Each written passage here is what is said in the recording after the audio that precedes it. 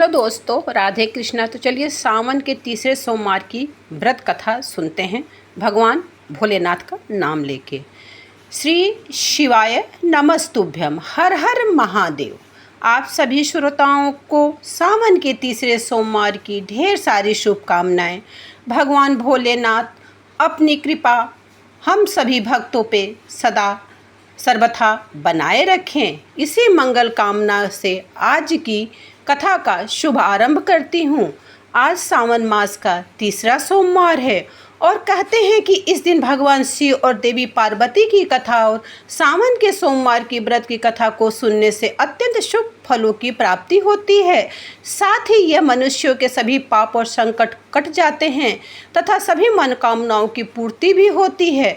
तो आज मैं आप सभी श्रोताओं को सुना रही हूँ सावन सोमवार के दिन सुनी जाने वाली भगवान शिव और माता पार्वती की बड़ी दुर्लभ कथा। तो इस कथा को पूरी श्रद्धा और प्रसन्न चित्र मन से पूरा अवश्य सुनिएगा। आधी अधूरी कथा को सुनने से पूर्ण फल प्राप्त नहीं होता। भगवान भोलेनाथ का अनादर होता है। कथा को सुनने से पहले वीडियो को लाइक और कमेंट में हर हर महादेव अवश्य लिखें। तो चलिए भगवान भोलेनाथ के चरणों का ध्यान करते हुए कथा का शुभ आरंभ करते हैं।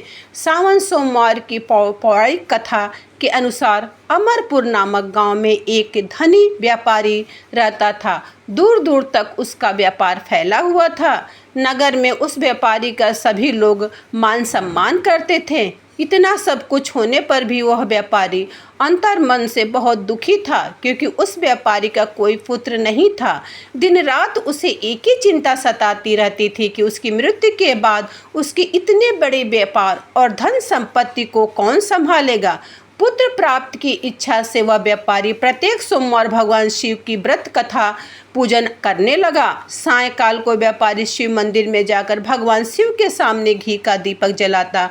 उस व्यापारी की भक्ति को देखकर एक दिन देवी पार्वती ने भगवान शिव से कहा, हे प्राणनाथ, यह व्यापारी आपका सच्चा भक्त है। कितने दिनों से यह सोमवार का व्रत और पूजा नियमित कर रहा है। हे प्रभु, आप इस व्यापारी की मनोकामनाओं को अवश्य पूर्ण करें। भगवान शिव ने मुस्कुराते हुए कहा, हे पार्वती, इस संसार में सबको उसके कर्मों के अनुसार ही फल की प्राप्त होती है। प्राणी जैसे कर्म करते हैं उन्हें वैसे ही फल प्राप्त होता है। इसके बावजूद भी पार्वती जी नहीं मानी। उन्होंने भगवान भोलेनाथ से आग्रह करते हुए कहा, नहीं प्राणनाथ, हमको इस व्यापारी की इच्छा पूरी करनी पड़ेगी, क्योंकि यह आपका अनंत भक्त है। प्रत्येक सोमवार आपका विधिवत व्रत रखता है। पूजा अर्चना के बाद आपको भोग लगाकर एक समय भोजन ग्रहण करता है। आपको इसे पुत्र प्राप्ति का वरदान देना ही होगा। देवी पार्वती का इतना आग्रह देखकर भगवान शिव ने कहा, हे देवी, तुम्हारे आग्रह पर मैं इस व्यापारी को पुत्र प्राप्ति का वरदान देता हूँ, लेकिन इसका पुत्र 16 वर्ष से अधिक जीवित नहीं रहेगा। उसी रात भगवान शिव ने स्वप्न में उस व्यापारी को दर्शन देकर उसे पुत्र प्राप्ति का वरदान दिया और उसके पुत्र के 16 वर्ष तक जीवित रहने की बात भी बताई। भगवान के वरदान से व्यापारी को खुशी तो हुई, लेकिन पुत्र की अल्पायु की चिंता ने उस खुशी को नष्ट कर दिया। व्यापारी पहले ही की तरह सोमवार पर विधिवत व्रत करता था। कुछ महीने पश्चात उसके घर में अति सुंदर पुत्र उत्पन्न हुआ। पुत्र जन्म से व्यापारी के घर में खुशियां भर गईं। बहुत धूमधाम से पुत्र जन्म का समारोह मनाया गया। व्यापारी को पुत्र जन्म को अधिक खुशी नहीं हुई, क्योंकि उसे पुत्र की अल्प आयु के रहस्य का पता था। उस व्यापारी के अलावा यह रहस्य घर में किसी को नहीं मालूम था। विद्वान ब्राह्मणों ने उसे पुत्र का नाम अमर रखा। जब वह 12 वर्ष का हुआ तो शिक्षा प्राप्त करने के लिए उसे बनारस भेजने का निश्चय किया गया।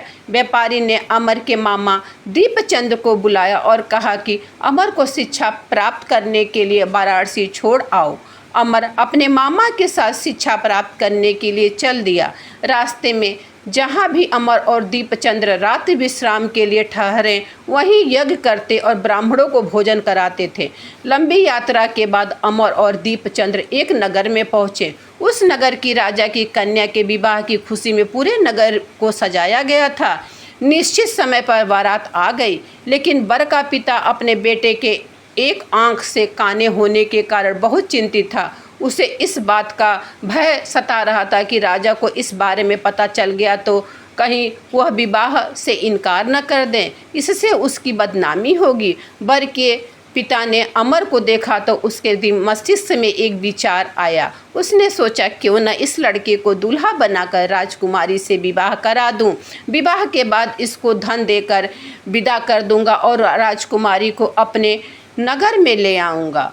वर के पिता ने इसी संबंध में अमर और दीपचंद्र से बात की। दीपचंद्र ने धन के मिलने के लालच में वर के पिता की बात स्वीकार कर ली। अमर को दूल्हे के वस्त्र पहनाकर राजकुमारी चंद्रिका से विवाह करा दिया। राजा ने बहुत सा धन देकर राजकुमारी को विदा किया।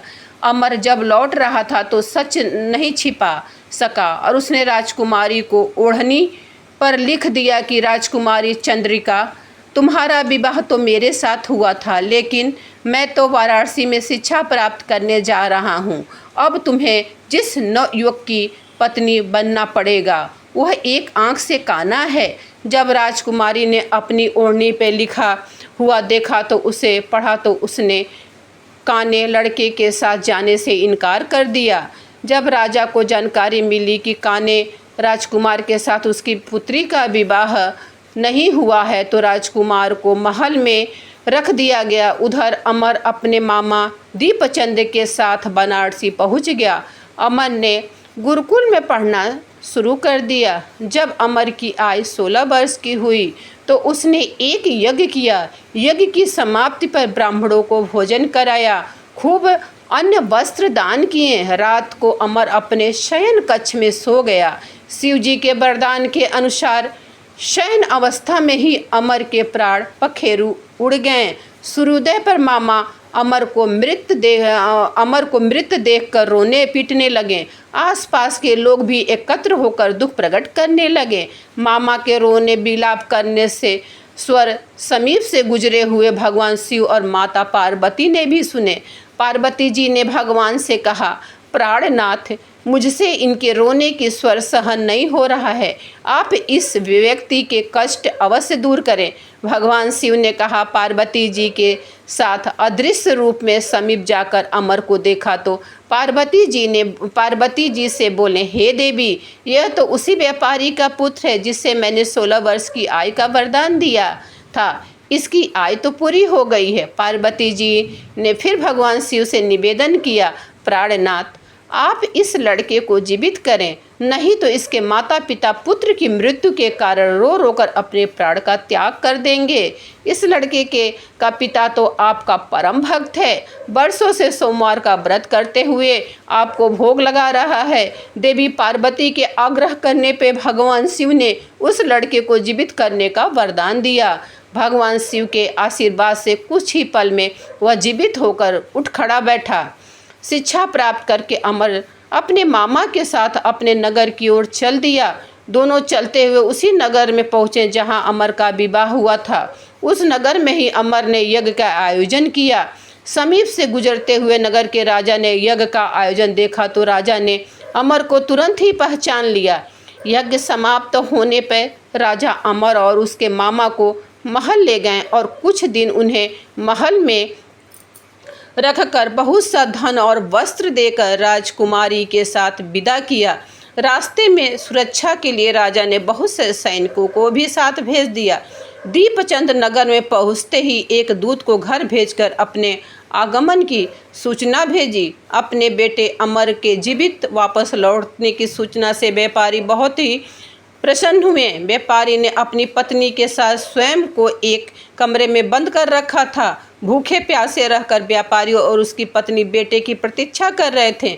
उन्होंने प्रतिज्ञा कर रखी थी कि यदि उन्हें उनके बेटे की मृत्यु का समाचार मिला तो दोनों अपने प्राण त्याग देंगे। व्यापारी अपनी पत्नी और मित्रों के साथ नगर के द्वार पर पहुंचा। अपने बेटे के विवाह का समाचार सुनकर पुत्र वधू राजकुमारी चंद्रिका को देखकर उसकी खुशी का ठिकाना न रहा। उसी रात भगवान शिव ने व्यापारी से स्वप्न में आकर कहा, हे श्रेष्ठ, मैंने तेरे सोमवार के व्रत और व्रत कथा सुनने से प्रसन्न होकर तेरे पुत्र को लंबी आयु प्रदान की है।